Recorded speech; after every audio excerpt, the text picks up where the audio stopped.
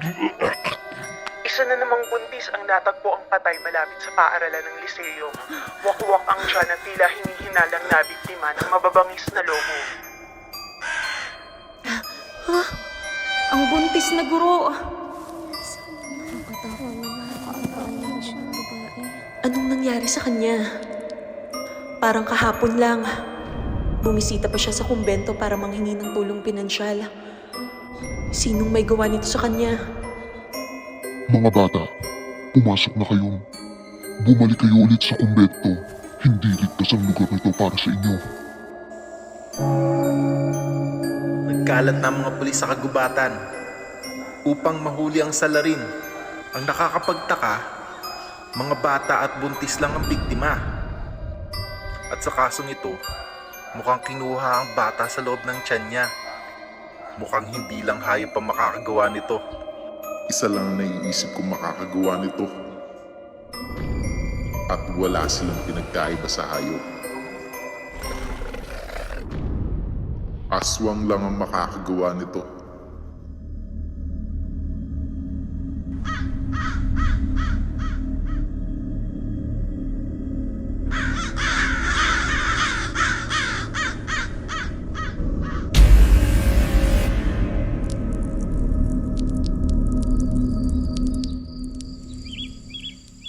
Kalunos-lunos talaga yung sinapit ng guro kaninang madaling araw. Lumabas ako para makita ko. Kaya nga, winakwak daw ang tiyan. Ha? Winakwak? Kawawa talaga yung babae kanina. Duguan. At butas ang tiyan. Talaga? At parang kinuha pa daw yata yung sanggol sa loob ng tiyan. Grabe naman yan. Sino namang taong gagawa nun?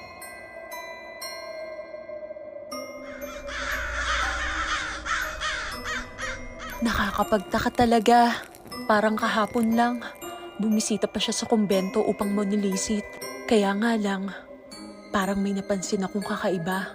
Nung naglilinis tayo sa kumbento, bigla na lang nakiusap ang madre sa guro. Maaari ko bang hawakan ng tiyan mo? Sige ho. Mabango ang bata sa loob ng tiyan mo. Para bang kaamoy ng isang masarap na putahe. Hindi ako natawa sa biro ng madre. Bagkus, ay bigla na lang akong nakaramdam ng kakaiba sa kanya. Unang kita ko pa lang sa madre, iba na talaga yung pakiramdam ko. Nung araw na ipinakilala tayo sa kanya ni Sister Mila, napansin ko agad ang balat niya. Nagtaka ko, sobrang putla at napakatamlay. Para bang wala nang dumadaloy na dugo sa buong katawan niya. Na para bang maihahalin tulad sa isang bangkay. Pareho pala tayo ng akala. Pero sabi ni Sister Mila, may sakit daw ang madre. Kaya ganun ang balat niya. At bawal daw siyang masikatan ng araw. Makakasama sa kanya. Oo nga pala, may ikukwento ko sa inyo. Tungkol ito sa naging karanasan ko sa loob ng banyo ng kumbento. Pagpasok ko sa banyo, para bang may narinig akong ungol ng aswang sa malapit. Natakot ako. Nakarinig na kasi ako ng ganun sa probinsya.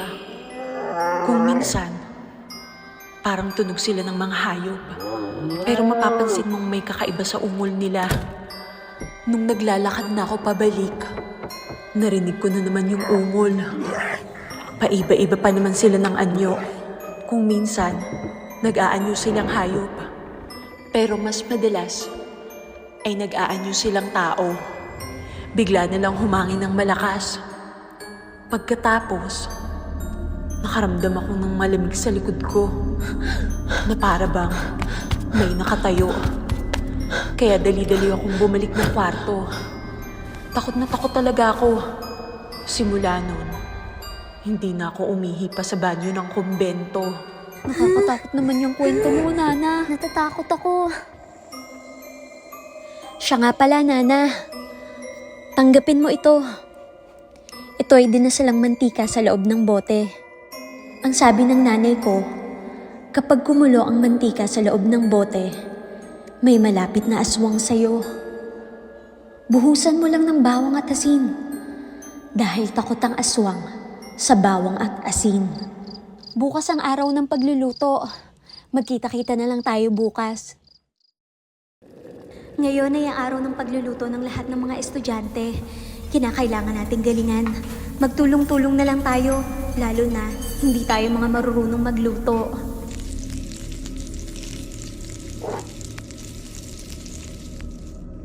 Ako muna ang magbabantay ng inyong lutuin dahil hindi maganda ang pakiramdam ni Sister Mila. Bagamat hindi ako marunong magluto, ngunit masasabi ko kung masarap ang isang pagkain. Nana, ayos na ba yung pangalawang potahe? Ay naku, hindi. Hindi pa nga nagagayat ang mga sangkap. O sige, ako nang bahala. Kayo na munang bahala dito. Paumanhin po. Pwede ko na bang tikman ang unang potahe? Sige, ayos lang ho. Luto na po yun. Sige, sumunod po kayo sa akin.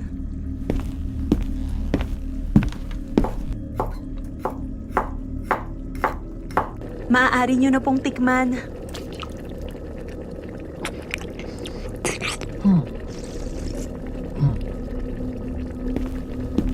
Naku, lagot na. Kulang-kulang mga Ricardos nun. Mukhang medyo matabang ang lasa ng iyong potahe pero hindi ko masabi kung anong kulang. Alam ko na. Saglit lang, kukunin ko lang po.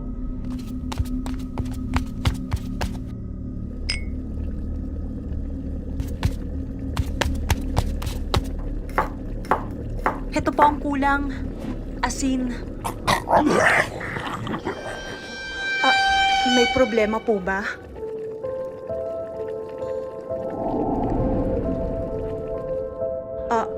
Pinunong madre? Bakit po?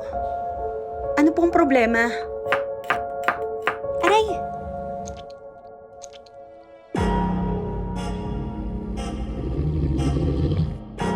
Kailangan ko nang umalis. Hindi na maganda ang aking pakiramdam. Magpahinga po muna kayo.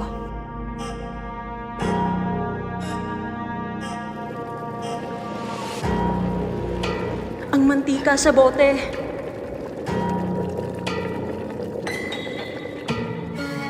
Ibig ba sabihin nito ay...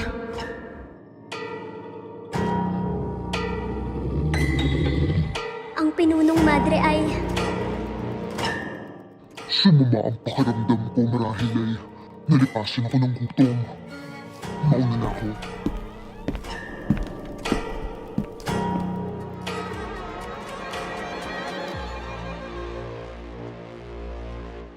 May problema ba?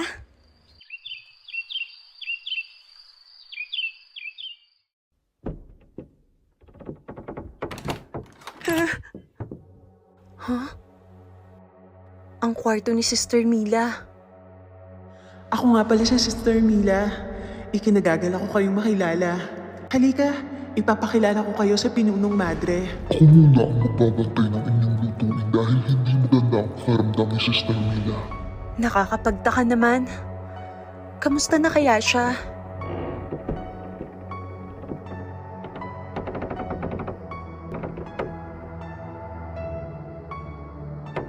Bakit? Parang wala yatang tao. Isang sulat?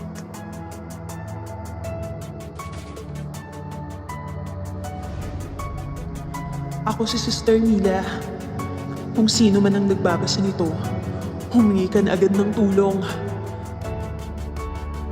Dahil ang salarin sa pagkamatay ng buntis na guro ay ang pinunong madre. Nung nagpunta ang buntis na guro sa kumbento, para bang may kakaiba sa pinunong madre. Kaya pinauwi ko na agad ang guro. Subalit, nagimbal ako sa balitang narinig ko tungkol sa guro. Matapos ang trahedya, dumalaw ako sa silid ng pinunong madre. Hindi ko inaasahan ang aking nakita. Kitang-kita ng dalawang mata ko kung paano kinakain ng madre ang sanggol na kinuha niya mula sa tiyan ng buntis na guro.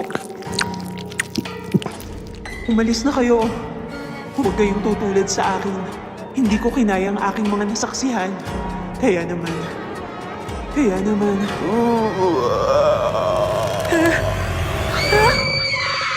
Sister Mila!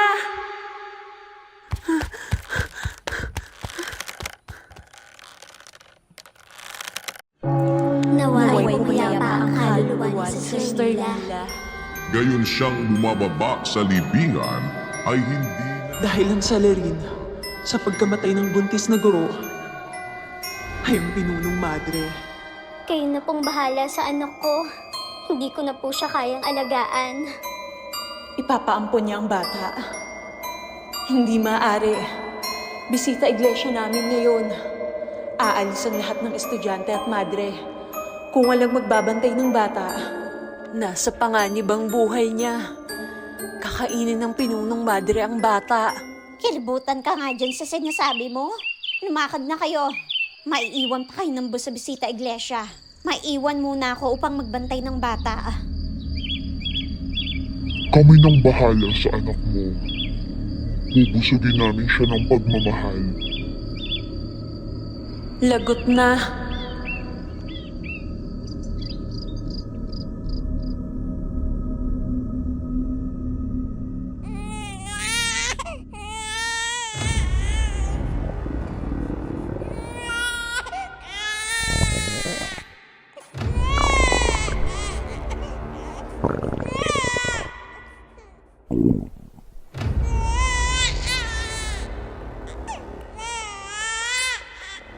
Kailangan nating iligtas ang bata. Humanda kang mother ka. Ibabaon ko to sa ulo mo.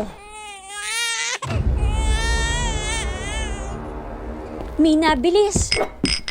Kunin mo lahat ng asin. Heto na, Hana. Mabuti't nakatulog ng batang ito.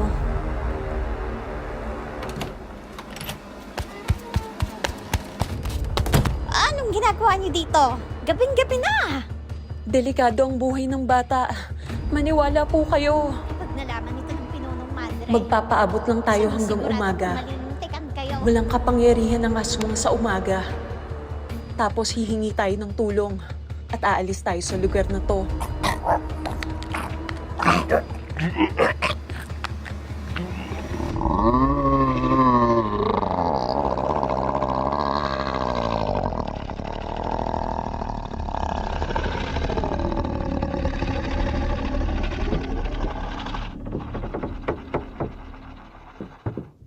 Ano pa nangyayari sa inyo mga kabataan? Sinisigurado ko yung papalam ko to sa pinunong madre. At sigurado ko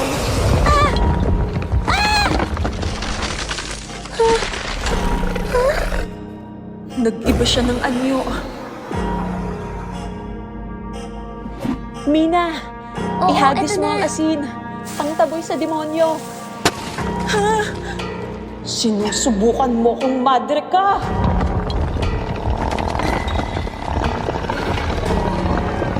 Ang bata.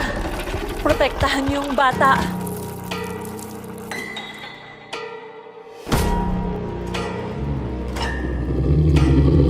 Akin na ang bata. Hindi mangyayari yon.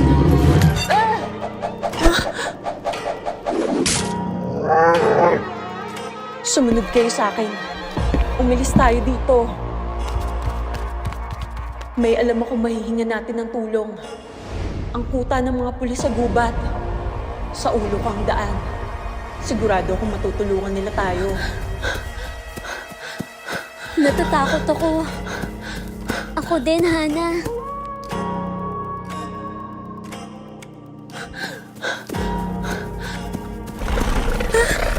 Hindi kayo makakatakas sa akin.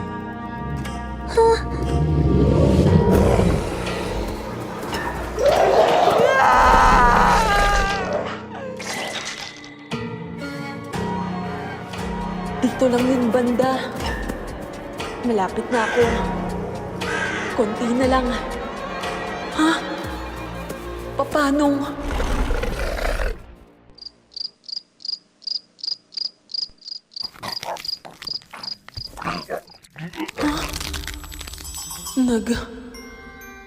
Nag-anyo siyang tao. Ibigay mo sa akin ang bata. Akala ko alagad ka ng Diyos, pero isa ka palang demonyo. 20 taon akong nagtiis upang mamuhay ng normal. Ngunit tila batok siya nang lumalapit sa akin. At ngayon, hindi ko na mapigilan ang aking sarili. Umitindi na ang gutom ng aking nararamdaman. Kung ibibigay mo sa akin ang bata, makakalaya ka, makakaalis ka sa lugar na to, at mamumuhay ka ng normal. Hindi ako makapaniwalang kaya mong pumatay ng bata dahil lang kumakalamang yung sikmura. Masahol ka pa sa hayop. Hindi ako makakapayag na mapupunta lang sa sikmura mong batang to. Kung ganon, kayong dalawa na lang ang kakainin ko. Ibig bang sabihin ay... Diyos ko! Tulungan niyo po ako! Bigyan niyo po sana ako ng milagro! Tulungan niyo kami! Huh?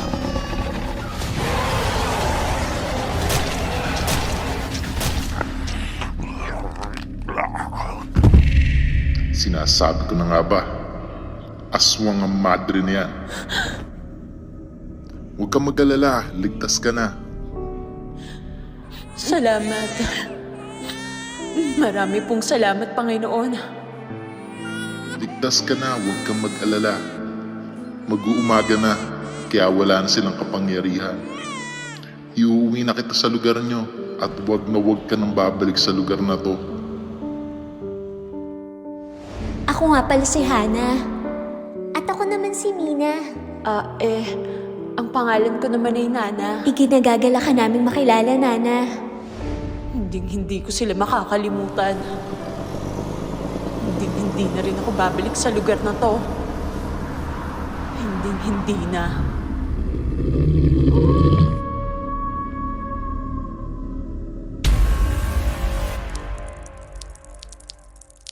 Directed by Kiara Denise Gozo. Please subscribe to my channel for more videos.